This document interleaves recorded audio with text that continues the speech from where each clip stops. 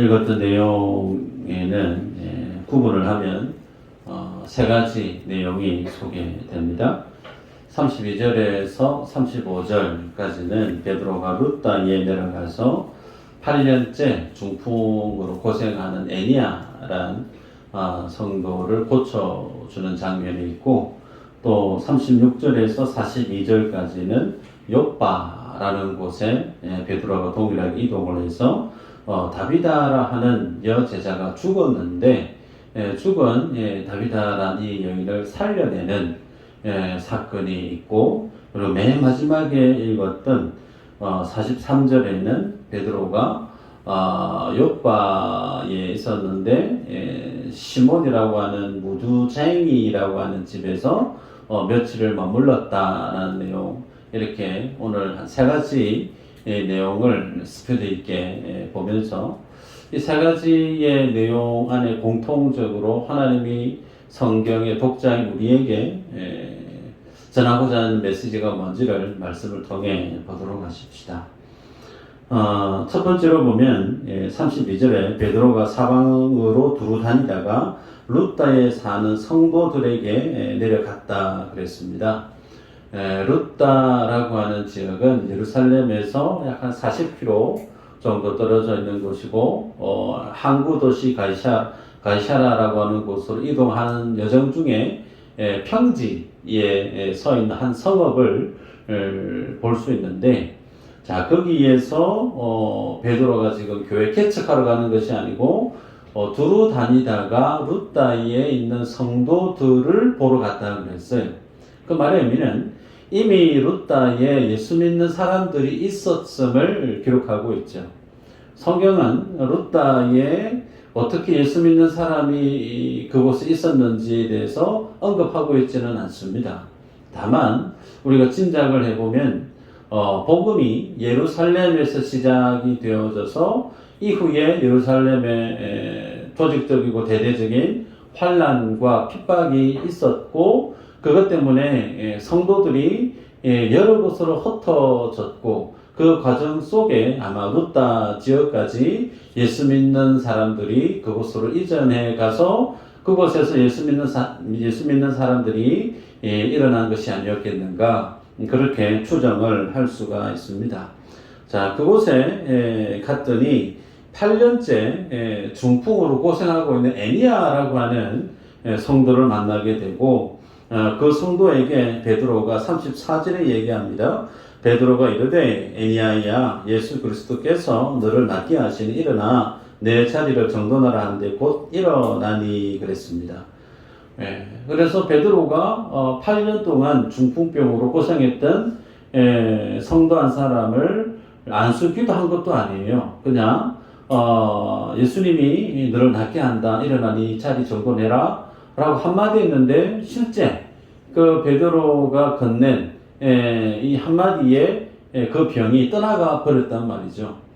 이런 사건을 보면 성경을 보는 독자들이 시각이 누구에게 향하게 되어지느냐면 베드로, 기적을 행했던 베드로에게 많은 시선이 향하게 되어집니다. 그런데 전에도 말씀을 드렸죠. 우리가 성경에서 만나야 될 분은 베드로도 아니고 바울도 아니고 다윗도 아니고 누구라고요? 예수 그리스도. 우리가 성경에서 성경 구절 행간 이면에 살아 역사하고 계시는 하나님의 모습을 우리는 볼 수 있어야 되죠.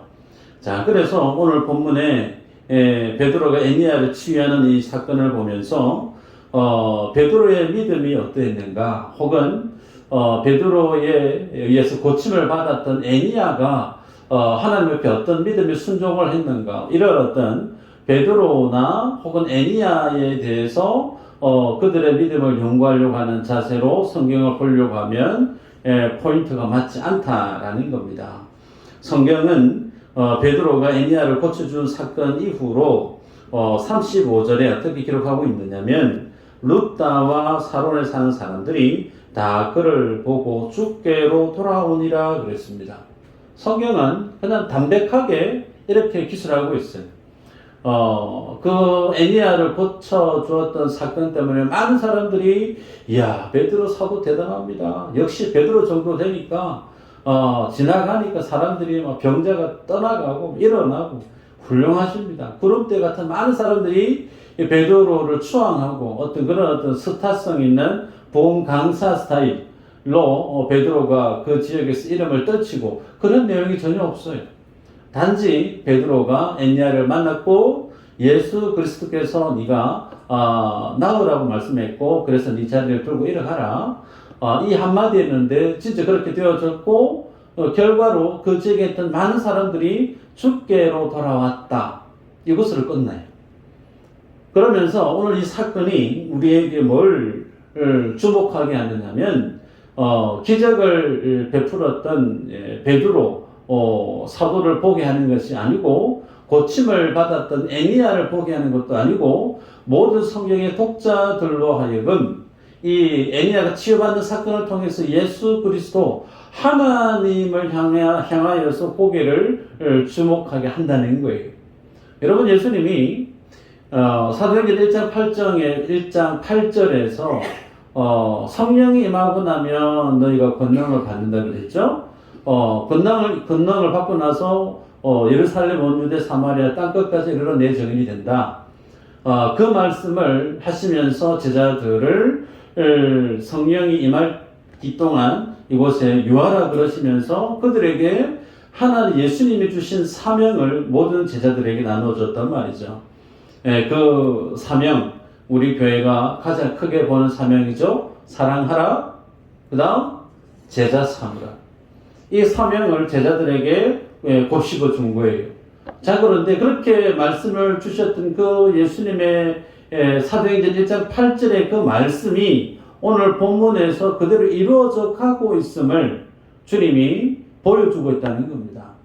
그래서 성경에 보면 예수님은 분명히 십자가 죽으셨고 부활하셨고 승천하시고 지금 눈에 안 보여요. 그런데 지금 예수 그리스도께서 네가 나왔다고 자리를 들고 일어가라 하더라. 일어나거라. 여러분 이 베드로와 애니아의 이 치유 사건을 통해서 우리에게 뭘 보여주고 있느냐면 지금 눈에 보이지 않지만 예수님이 베드로를 통해서 예수님이 하신 1장 8절의 그 말씀을 친히 예수님이 책임져 주시고 완성해 가고 있음을 본문을 통해서 우리에게 보여준다는 거예요.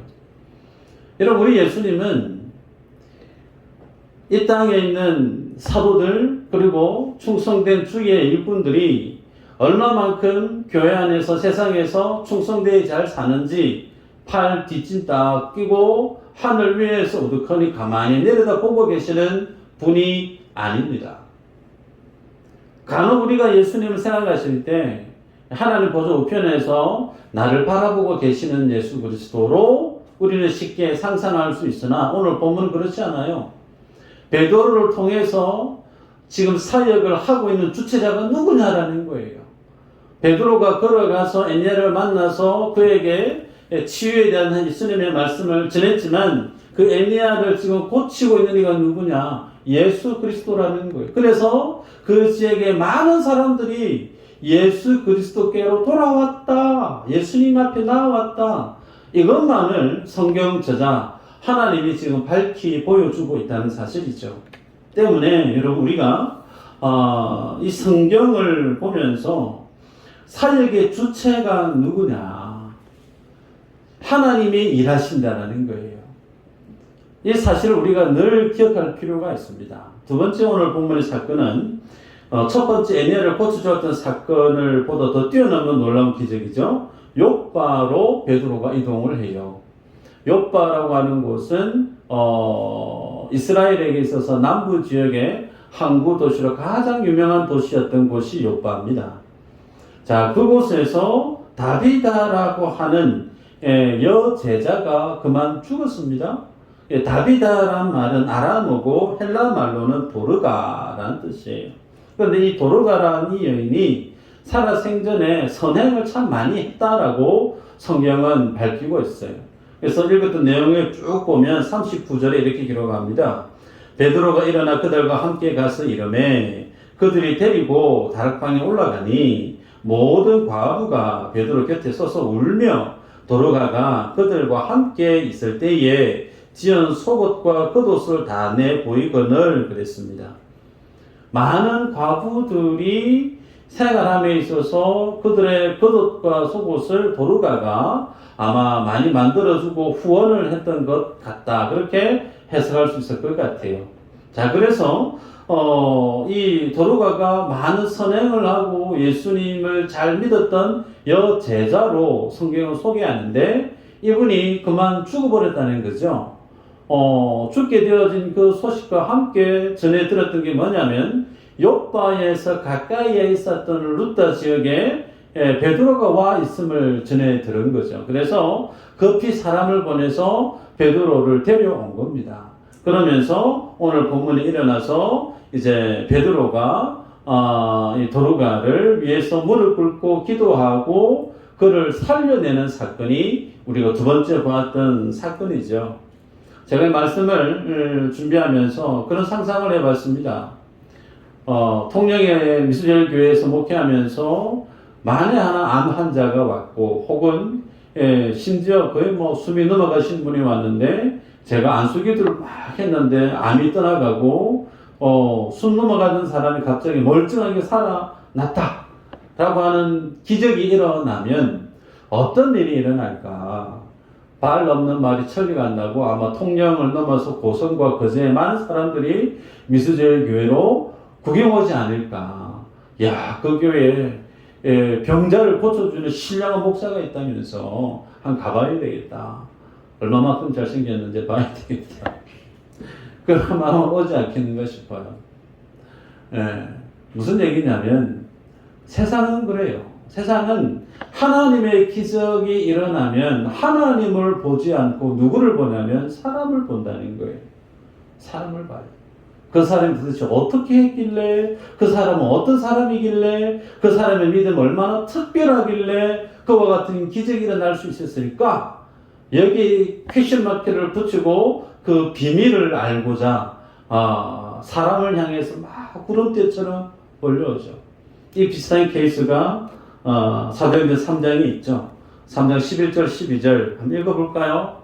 네, 시작.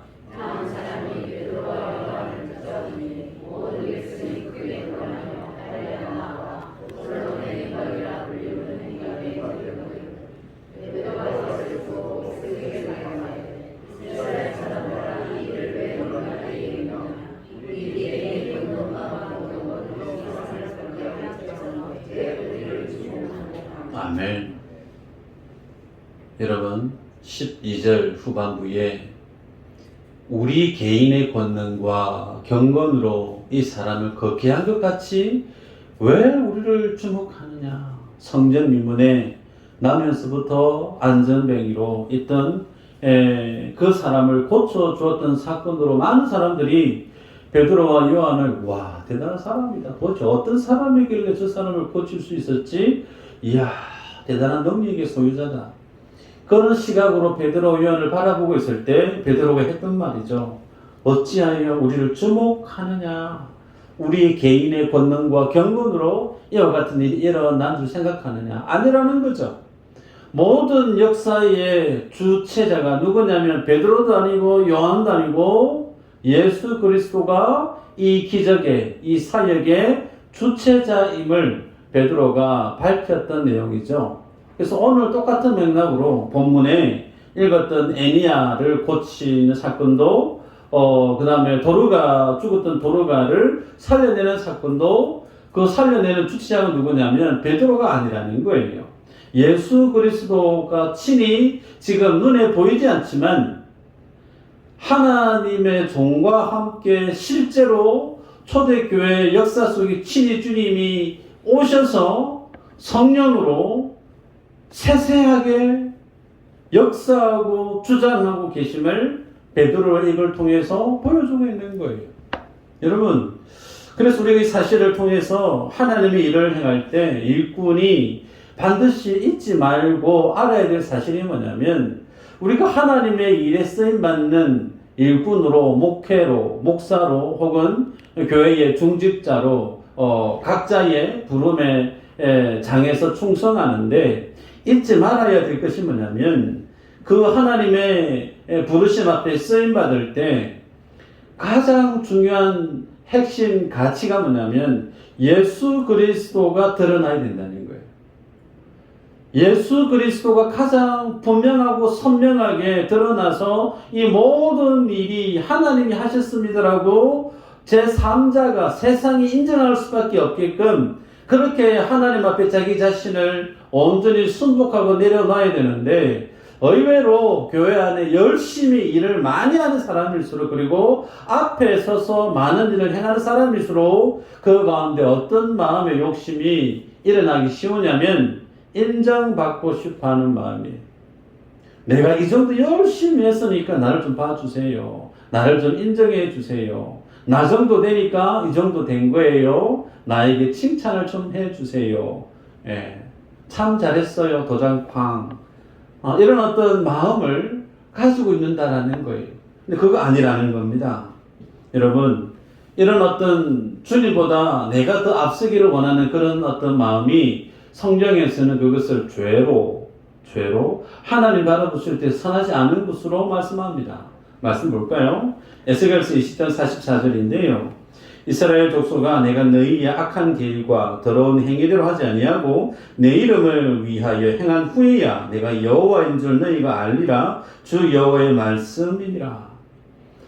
하나님께서 이스라엘 백성들이 악행을 행하고 하나님의 은혜를 알면서도 하나님의 은혜보다 자신의 이름을 더 드러내기를 기뻐하며 살았던 그들에 대해서 주님이 정죄하십니다. 악하다고 얘기하세요. 그러면서 그들의 악행대로 주님이 다 갚아주는 것이 아니고 오히려 주님이 뭐라 말씀하시느냐면 내 이름을 위하여 행한 후에야 소위 이스라엘 백성들을 구원해 주시고 그들의 삶의 힘겨움을 주님이 채워주시고 풀어주신 그 모든 하나님의 사역의 이유가 어디에 있느냐면 예수님의 이름을 위해서라는 거예요. 여러분 제가 그런 기도를 종종 합니다. 사랑받을 만한 모양이 우리 안에 있는가? 있어요, 없어요? 세 분 고개 딱 흔드셨어요. 나머지 분들은 그래도 나는 사랑받을 만한 모양이 있어. 나 정도는 그래도 주님이 나를 사랑하실 만해. 그런 마음이 있을지 모르겠어요. 착각입니다. 우리는 먼지와도 같은 존재입니다. 그냥 후 불어서 날려버려도 그만인 그런 인생이 지나지 않아요. 하나님 앞에서는. 근데 그런 하나님이 우리 인생 가운데 개입해 주셔서 우리의 삶의 결핍을, 우리의 삶의 문제를 해결해 주시는 이유가 어디 있느냐면 하나님 우리를 사랑하셔서 물론 그거 광의적인 측면에서 맞아요. 하나님 우리를 사랑하시는 건 맞습니다. 그러나 하나님은 오늘 본문 읽었던 내용을 보면 하나님의 이름의 영광을 위해서라는 부분을 여러분 기억하셔야 돼요. 하나님은 하나님의 영광을 위해서 친히 자신의 아들을 십자가 가운데 내보내셨던 분이세요. 그 정도로 하나님은 모든 피조물들을 통해 하나님의 영광 받기를 원하십니다. 말씀 구절 하나 더 볼까요?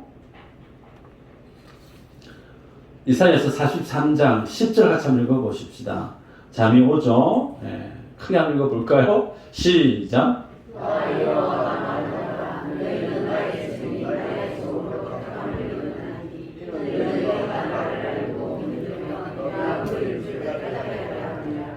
나의 전에 지음을 받은 신이 없었느니라. 나의 후회도 없으리라. 아멘.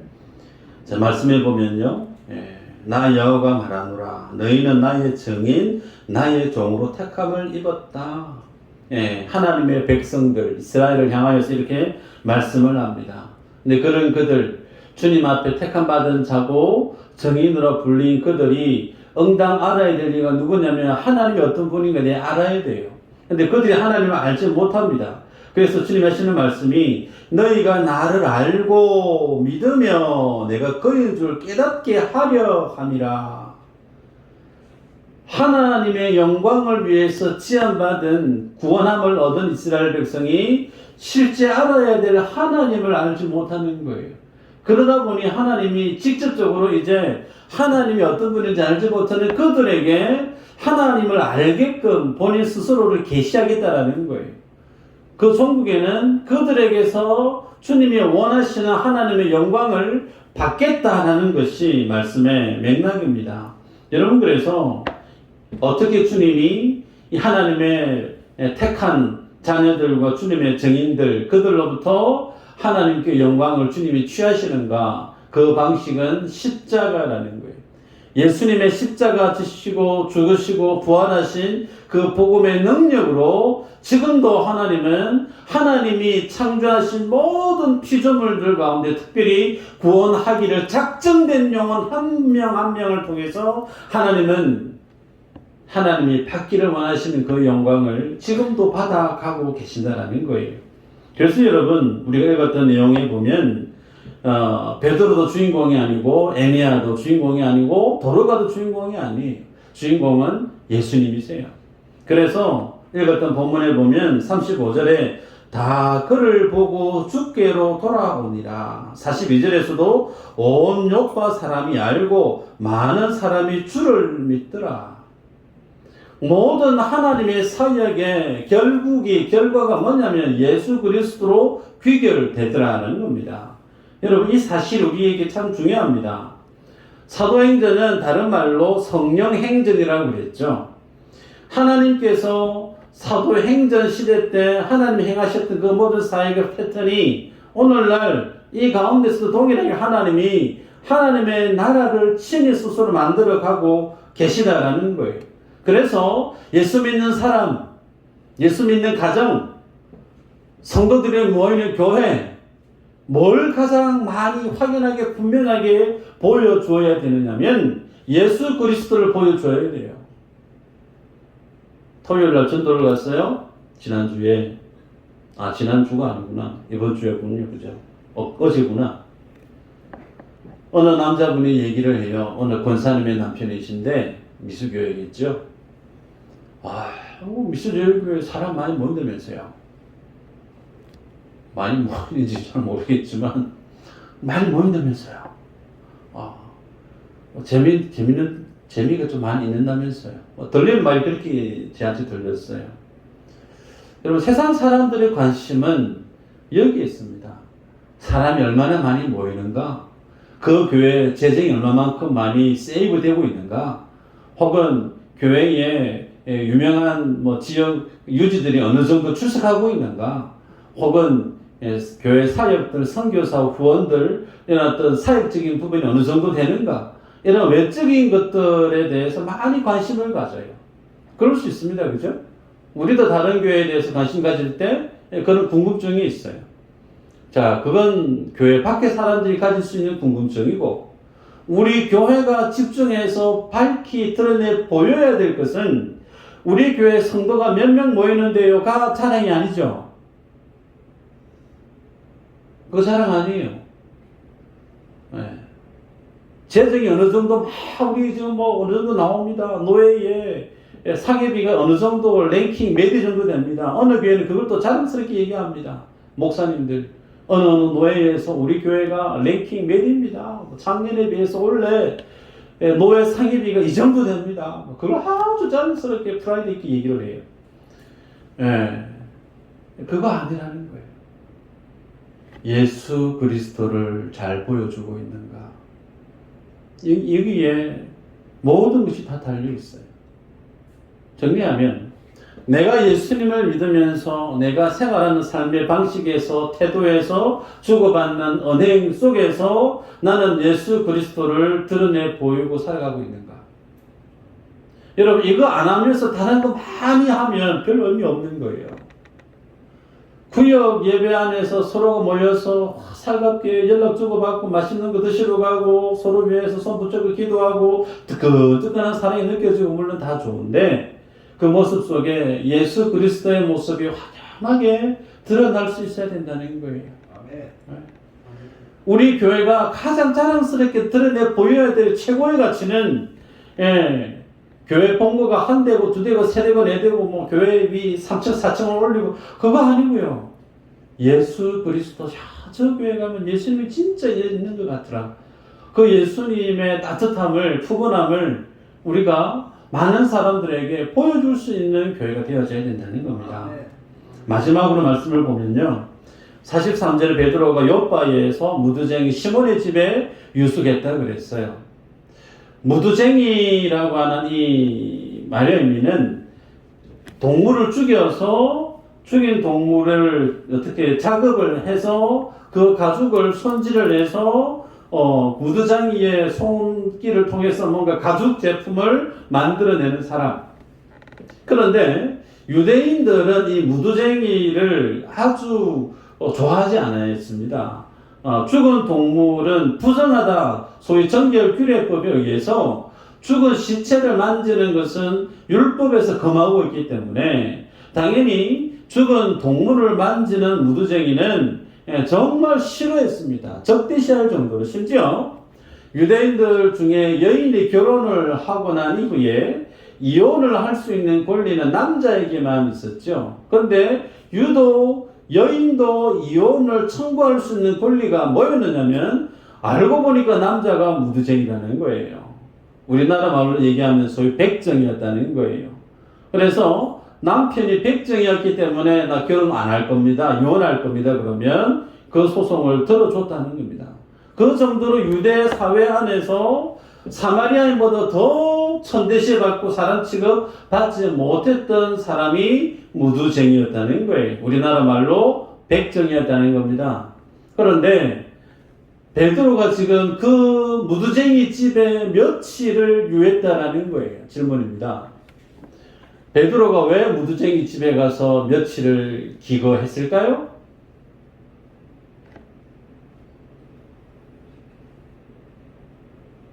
잘 데가 없어서 그랬을까요?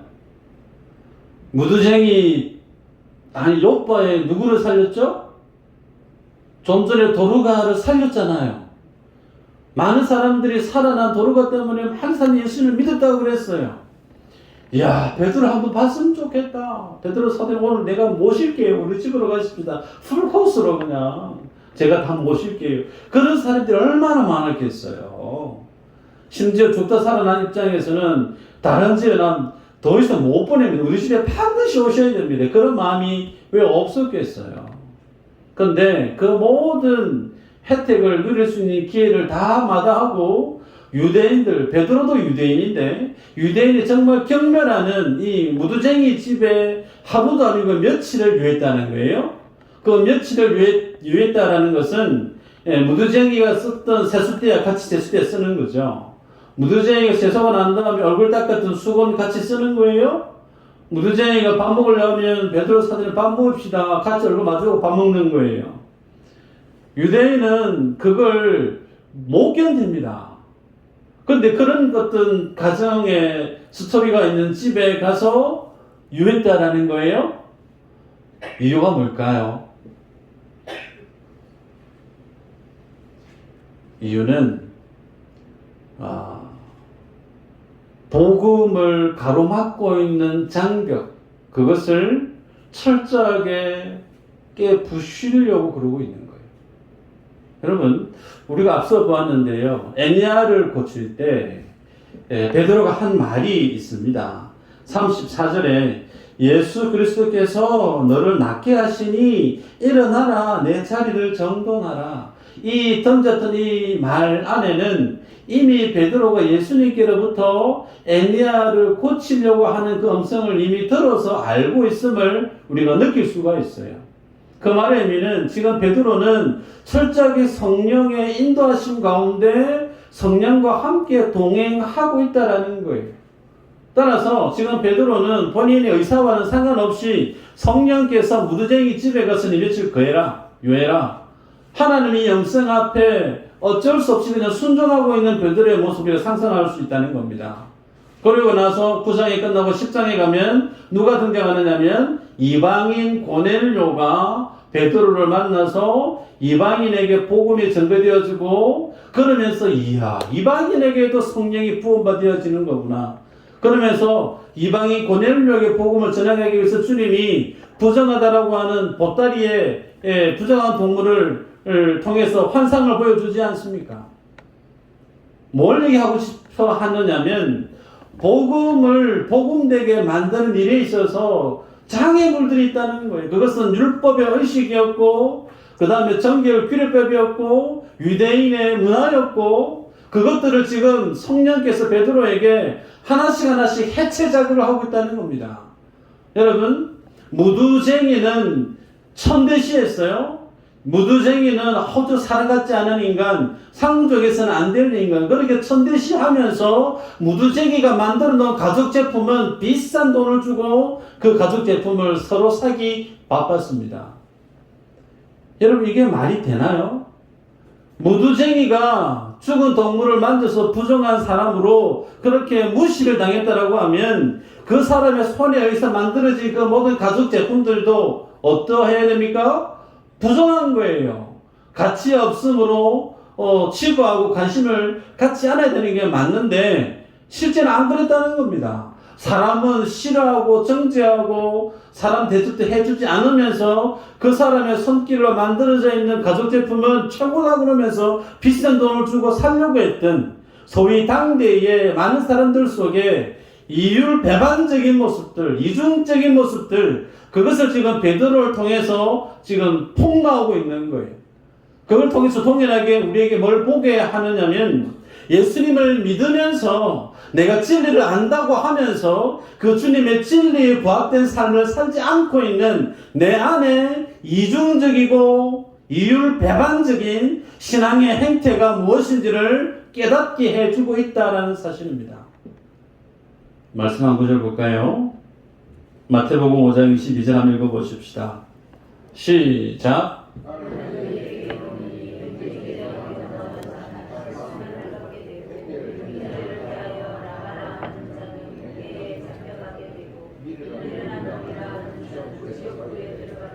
아멘. 이 말씀 모르시는 분 한 분도 없으리라 생각됩니다. 유명한 말씀이죠. 이 어리석은 놈아 나가라. 소위 욕이죠. 그래서 예수님이 뭐라 말씀하시느냐면 형제에게 말로서 상처를 줘서 실족하게 하는 그 사람의 죄, 예수님이 결코 그 죄가 작다 말하지 아니합니다. 형제로 하여금 말로서 실족하게 하면 연자 맷돌 둘러매고 바다에 빠지는 게 낫다 그랬습니다. 여러분, 연자 맷돌이 어느 정도 큰지 아시죠?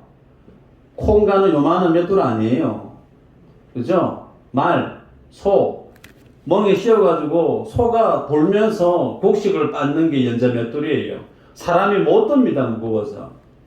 그 말은 사람의 말로서 실족하게 만든 그 죄, 다른 사람을 아프게 만든 그 말로 생한 그 죄, 그거 엄청 크다는 거예요. 주님 그거 조심해라. 분명히 엄히 경계하고 있는데 그 진리를 모르는 분이 이 가운데 아무도 없어요. 그런데 삶의 내용을 살펴보면 우리는 말로서 그냥 무식결에 말로서 면도날을 막 날립니다.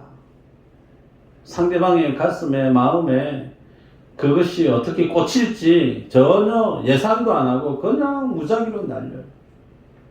그러면서 그것이 내 삶들 속에 얼마만큼 무서운 일을 행하고 있는지 내 자신은 모르고 있다는 거예요. 자녀를 위해서 열심히 믿음의 삶을 살아라 가르치면서 실제 그 부모는 하나님 앞에서 의롭게 삶을 살지 않는 경우들이 허다히 많습니다. 따지자면 소위 이율 배반적인 이중적인 신앙의 행태, 이걸 지금 베드로를 통해서 꼬집고 있는 거예요. 우리도 마찬가지 아닙니까?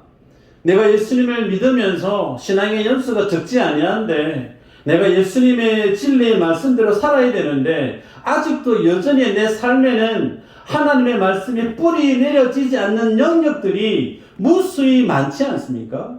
그러면서 성경에 대한 지식은 너무 많아요.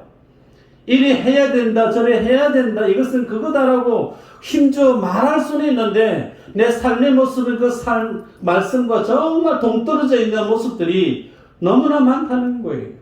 그 모습을 오늘 지적하고 있다라는 겁니다.